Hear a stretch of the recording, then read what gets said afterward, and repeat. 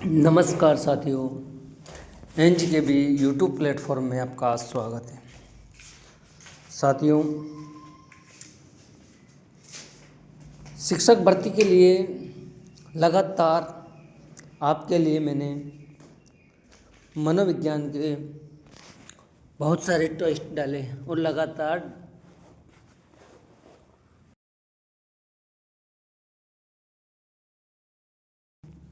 तो मेरे साथियों, अगर आप अध्यापक की तैयारी कर रहे हैं तो अध्यापक भर्ती जल्दी आने वाली हैं। उसके लिए आप लगातार तैयारी करते रहें, लगे रहें। शिक्षा मनोविज्ञान को जितने हो सके उतने ऑब्जेक्टिव क्वेश्चन पढ़िए, जिससे आपकी तैयारी बनी रहे। तो शुरू करते हैं आज की क्लास। मनोविज्ञान के कुछ क्वेश्चन आपके लिए लेके आया हूँ जो एग्ज़ाम में आ सकते हैं। साथियों, अगर चैनल पे पहली बार हैं, नए हैं, तो चैनल को सब्सक्राइब करना, बेल आइकन को अवश्य दबाना, जिससे कि हर नोटिफिकेशन आपके पास मिलता रहे। तो शुरू करते हैं आज की क्लास। क्वेश्चन नंबर फर्स्ट जो है मानव विकास की। साथियों, एक बालक का विकास होता है और मानव के विकास की दूसरी अवस्था कौन सी होती है? ऑप्शन है किशोरावस्था, बाल्यावस्था, शैशवावस्था, प्रौढ़ावस्था। आपको याद होना चाहिए कि शैशवावस्था 0 से 6 वर्ष होती है, बाल्यावस्था 6 से 12 वर्ष होती है, किशोरावस्था जो 12 से 18 वर्ष होती है, और प्रौढ़ावस्था किशोरावस्था के बाद की अवस्था होती है। तो साथियों, दूसरी अवस्था पूछ रहा है, तो दूसरी अवस्था कौन सी होगी? बाल्यावस्था होगी। आपका आंसर होगा ब। अगला प्रश्न, बाल्यावस्था में मानव दृष्टिकोण अपनाना प्रारंभ किया है।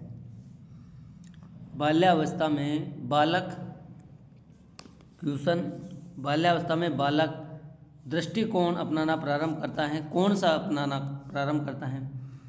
कल्पनावादी दृष्टिकोण, यथार्थवादी दृष्टिकोण, सांसारिक दृष्टिकोण या बहिर्मुखी दृष्टिकोण। तो आपका आंसर क्या होगा साथियों? बाल्यावस्था में बालक यथार्थवादी दृष्टिकोण में होता है। यथार्थवादी दृष्टिकोण बाल्यावस्था का होता है। तो आपका आंसर ब होगा। अगला प्रश्न, व्यक्ति के शरीर में कद, भार आदि में परिवर्तन के लिए शब्द का प्रयोग किया गया है। कौन से शब्द का प्रयोग किया गया है? सीखना अधिगम होता है, विकास संपूर्ण प्रक्रिया होती है, परिवर्तन बदलाव होता है, और अभिवृद्धि शरीर को जो देखा जाता है वो अभिवृद्धि होती है। तो कद व भार अभिवृद्धि के अंतर्गत आएगा। तो आपका आंसर होगा ब। आंसर क्या होगा? ब होगा। नेक्स्ट क्वेश्चन, विकास की प्रक्रिया अविराम गति से निरंतर चलती रहती है, यानी कि विकास हमेशा चलता रहता है जन्म से लेकर मृत्यु तक।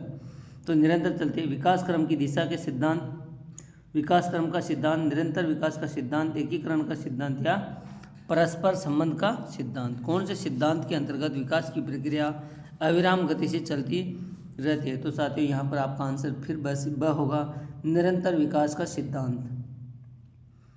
क्या हुआ? निरंतर विकास का सिद्धांत। नेक्स्ट, मनुष्य चाहे चीन में पैदा हो या भारत में, उसका विकास समान रूप से होता है, यह प्रतिपादित करता है। कौन सा सिद्धांत करता है? मनुष्य वो दुनिया में कहीं भी पैदा हो उसका विकास समान रूप से होता है, यह कौन सा सिद्धांत प्रतिपादित करता है? विशिष्ट क्रियाओं का सिद्धांत, समान प्रतिमान का सिद्धांत, विकास क्रम का सिद्धांत या विकास की दिशा का सिद्धांत। तो आपका आंसर साथियों समान प्रतिमान का सिद्धांत, यानी कि वर्ल्ड में कहीं भी जन्म लो विकास एक ही तरीके से होता है। धीरे धीरे बाल्यावस्था, शैशवावस्था, फिर बाल्यावस्था, फिर किशोरावस्था, फिर प्रौढ़ावस्था, धीरे धीरे विकास चलता रहता है। तो साथियों, आप चाहे चीन में हो, अमेरिका में हो, ब्राज़ील में हो, कनाडा में हो, कहीं भी जन्म लो, समान प्रतिमान सिद्धांत के अनुसार ही विकास होगा। पहले शैशवावस्था आएगी, फिर बाल्यावस्था आएगी, किशोरावस्था आएगी, फिर प्रौढ़ावस्था आएगी। ठीक है, तो आपका आंसर क्या होगा? ब। नेक्स्ट, किशोर व किशोरी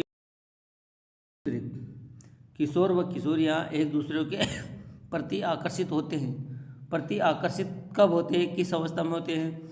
किशोरावस्था के प्रथम चरण।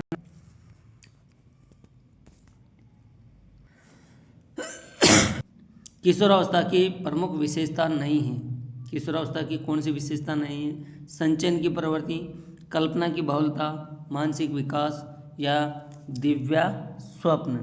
तो साथियों आंसर क्या होगा? किशोरावस्था की विशेषता नहीं पूछ रहा है। क्या पूछ रहा है? नहीं। क्वेश्चन को समझना। किशोरावस्था की विशेषता संचयन की प्रवृत्ति भी होती है, मानसिक विकास भी होता है, दिव्य स्वप्न भी देखता है, कल्पना की बहुलता। आंसर आपका होगा साथियों संचयन की प्रवृत्ति। आंसर क्या होगा? संचयन की कल्पना भी करता है, वो बड़ी बड़ी कल्पनाएं करता है किशोरावस्था में। मानसिक विकास उसका तीव्र लास्ट स्टेज पे होता है और अच्छा विकास हो जाता है। दिव्या स्वप्न भी देखता है, लेकिन संचयन की प्रवृत्ति बाल्यावस्था में बालक और बालिकाएं जब खिलौनों को इकट्ठा करते हैं एक, तो संचयन की प्रवृत्ति उनमें सर्वाधिक पाई जाती है। तो किशोरावस्था में संचयन की प्रवृत्ति नहीं पाई जाती है। ठीक है, तो आपका आंसर होगा। अगला प्रश्न, घनिष्ठ और व्यक्तिगत मित्रता उत्तर किशोरावस्था की विशेषता है, यह कथन किसका है? घनिष्ठ एवं व्यक्तिगत मित्रता उत्तर किशोरावस्था यानी कि किशोरावस्था के लास्ट स्टेज पे चलती हैं, 17, 18, 19। इस अवस्था में यह कथन किसने दिया है? बीएन झा ने, वैलेंटाइन ने, कोल्सनिक ने या फिर रोस ने? तो यह परिभाषा दी है वैलेंटाइन ने। वैलेंटाइन ने कहा है कि घनिष्ठ और व्यक्तिगत मित्रता उत्तर किशोरावस्था की विशेषता होती है। तो आपका आंसर होगा ब। अगला प्रश्न, किशोर में मुख्यतः प्रवृत्ति पनपने लगती है। किशोरों में मुख्यतः प्रवृत्ति पनपने लगती है, अपराध प्रवृत्ति, काम प्रवृत्ति, अनुशासनहीनता की। तो आपका आंसर क्या है? उपयुक्त सभी। नेक्स्ट ऑप्शन है उपयुक्त सभी। तो आपका आंसर क्या होगा? आंसर होगा आपका किशोर में मुख्यतः पनपने लगती है, अपराध की प्रवृत्ति भी लगती है, काम प्रवृत्ति भी होती है और अनुशासनहीनता। आपका आंसर उपयुक्त सभी, जो 2 ऑप्शन होगा, लास्ट का ऑप्शन उपयुक्त सभी, उपयुक्त सभी वाला। तो आपका आंसर होगा उपयुक्त सभी। शारीरिक परिवर्तन के लिए जिन शब्दों का प्रयोग किया गया है, शारीरिक परिवर्तन के लिए जिन शब्दों का प्रयोग, परिपक्वता, विकास, सभी, अभिवृद्धि। तो आपका आंसर क्या होगा साथी? शारीरिक परिवर्तन अभिवृद्धि से संबंधित होता है। शरीर के अंगों को, उसके कद काठी, इनमें जब बदलाव दिखाई देता है वो शारीरिक परिवर्तन होता है। शारीरिक परिवर्तन को अभिवृद्धि के रूप में परिभाषित किया गया है। तो आपका आंसर होगा ब। नेक्स्ट, काम भावना की परिपक्वता के उदाहरण है। काम भावना की परिपक्वता के उदाहरण क्या है? बेचैनी, नाखूनी चबाना, बार बार आंचल लपेटना, उपयुक्त सभी। तो आपका आंसर यहाँ भी उपयुक्त सभी होगा। बेचैनी रहती है युवावस्था में, नाखून चबाता है और बार बार आंचल लपेटता है। तो आपका आंसर द होगा। ठीक है, नेक्स्ट क्वेश्चन, बालकों के विकास की किस अवस्था को सबसे कठिन काल के रूप में माना जाता है?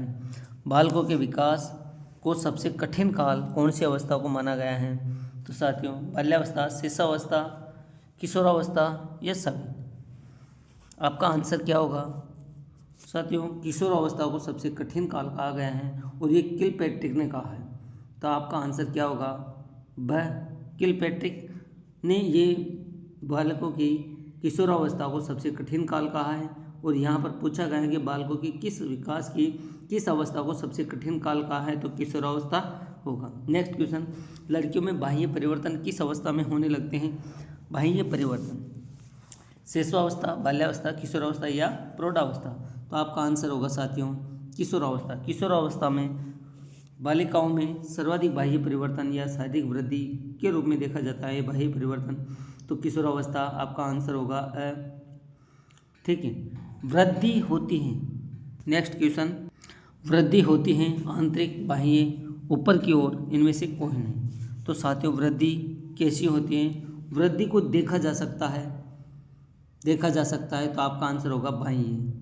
बाह्य, क्योंकि वृद्धि शरीर की कद काठी उसका बदलाव देखा जाता है, तो यहाँ पर वृद्धि का तात्पर्य होगा बाह्य रूप से देखा जाता है। मानव विकास की सबसे जटिल व विचित्र अवस्था है। मानव विकास की सबसे जटिल और विचित्र अवस्था किस अवस्था को कहा है, ऐसे समझिए। तो किशोरावस्था, बाल्यावस्था, प्रौढ़ावस्था या फिर शैशवावस्था, कौन सी अवस्था को सबसे कठिन, जटिल, विचित्र अवस्था कहा है? तो किशोरावस्था। किस अवस्था को विचित्र एवं जटिल कहा है? किशोरावस्था। नेक्स्ट क्वेश्चन, बालक श्याम को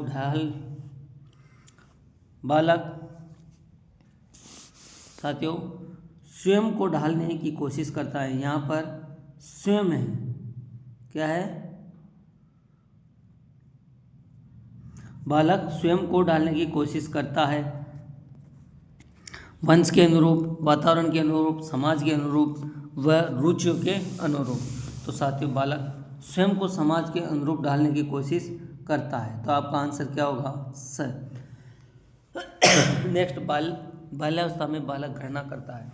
बाल्यावस्था में बालक घृणा करता है किससे? खेल प्रवृत्ति से, कभी नहीं करता। कहानी सुनने से, कभी नहीं करता। शारीरिक दंड से, हाँ ये हो सकता है। सच्चाई से, ये भी नहीं है। तो आपका आंसर होगा स। क्या होगा? स। शारीरिक दंड से बालक बाल्यावस्था में घृणा करता है। ठीक है, नेक्स्ट क्वेश्चन, नवीन शिक्षा प्रणाली का ज्ञान माना जाता है। नवीन शिक्षा प्रणाली का ज्ञान माना जाता है अनुभव पर आधारित, क्रिया पर आधारित, अनुभव व क्रिया पर आधारित या उपयुक्त में से कोई नहीं। तो आपका आंसर क्या होगा? नवीन शिक्षा प्रणाली का ज्ञान माना जाता है अनुभव एवं क्रिया या अभ्यास, अनुभव व क्रिया या अभ्यास के पर आधारित होता है। तो आपका आंसर क्या होगा? स। ठीक है, किशोरावस्था का प्रारंभ माना जाता है। किशोरावस्था का प्रारंभ माना जाता है 15 वर्ष की आयु से, 13 वर्ष की आयु से, 18 वर्ष की आयु से या 17 वर्ष की आयु। साथियों 13 वर्ष की आयु से, 12 या 13 वर्ष की आयु से किशोरावस्था का प्रारंभ माना जाता है। तो आपका आंसर होगा ब। नेक्स्ट क्वेश्चन, बालिकाओं में प्रवृत्ति पाई जाती हैं गुड़िया संग्रहण की, पत्थर संग्रहण की, कांच की गोले संग्रहण की व टिकट संग्रहण की। तो साथियों बालिकाओं में प्रवृत्ति किसकी पाई जाती है? एक अच्छा क्वेश्चन है।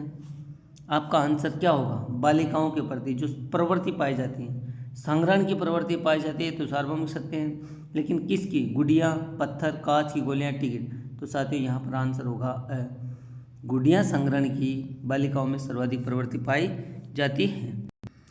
निम्नांकित अवस्था में प्राय बालकों का आकर्षक विषम लिंगी के प्रति होता है। प्राय साथियों किस अवस्था में या में बालकों का आकर्षक विषम लिंगी के प्रति होता है? तो ऑप्शन है प्रौढ़ावस्था, शिशु अवस्था, किशोरावस्था या फिर बाल्यावस्था। तो आपका आंसर क्या होगा? आंसर होगा किशोरावस्था। आंसर क्या होगा? किशोरावस्था।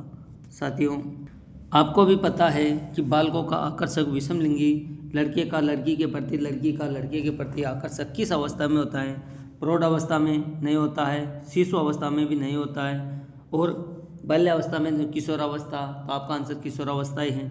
अगर साथियों चैनल पर नए हैं तो चैनल को सब्सक्राइबर अवश्य कर लेना, बेल आइकन को अवश्य दबाना, जिससे कि आपकी तैयारी में 4 चांद लगे। शिक्षा, मनोविज्ञान, राजनीतिक विज्ञान, राजस्थान जीके के सभी के जैसे जैसे शिक्षक भर्ती नज़दीक आएगी, सभी के ऑब्जेक्टिव क्वेश्चन आपको देखने को मिलेंगे आपके एनजी के भी यूट्यूब प्लेटफॉर्म पे।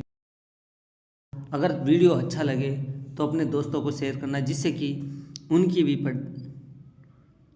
तैयारी और मजबूत हो सके। धन्यवाद। जय हिंद, जय भारत।